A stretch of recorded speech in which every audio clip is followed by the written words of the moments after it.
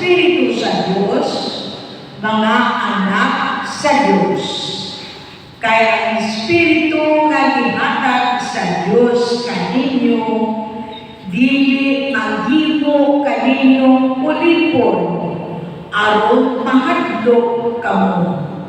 Hinunoa ang maong Espiritu, maghimo kaninyo nga mga anak sa Diyos. Tungod niini, makasampit na kita sa Diyos sa pagtingon, Amahan ko. Makikiusa ang maong Espiritu sa atong Espiritu o magmatuod nga mga anak na kita sa Diyos.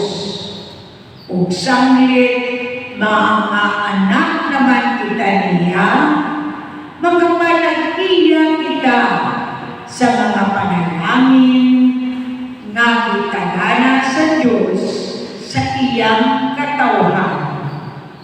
Dugang paniyana, mahimo kita masika manununo ni Kristo sa tanan nga gitagana sa Diyos kang Kristo.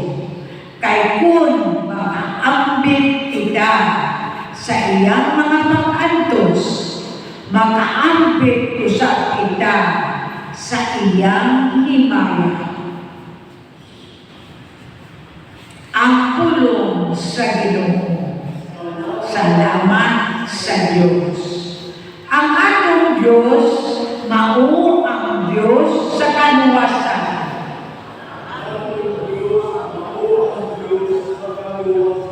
Ang Diyos mitindo ang iyang mga kaaway ng katibulaan o sila nga nagumod kaniya nanagan sa atubangan. Apan ang matarong nalipay o nagsadya atubangan sa Diyos nga nalipay sila o nagsadya. Ang atong Diyos, ako ang Diyos sa kaluwasan. Ang amahan sa mga ilo o ang tigpanalipon sa mga balong, mao ang Diyos diyan sa iyang malaang puloy-anan. Ang Diyos naghatag o usab ang puloy-anan sa mga biliyaan. Gipakulan niya ang mga binilanggo ngadto sa kausbawan. Ang atong Diyos, mao ang Diyos sa kaluwasan. Dayon adlaw-adlaw ang Ginoo nga nag-abaga sa atong mga palaspunon. Ang Diyos na mao ang atong kaluwasan. Ang Diyos, usa ka Diyos nga manluluwas alang kanato. Ang Ginoo, akong Ginoo, mao'y nagapupot sa mga agianan sa kamatayon. Ang atong Diyos, mao ang Diyos sa kaluwasan. Palihog maninyo.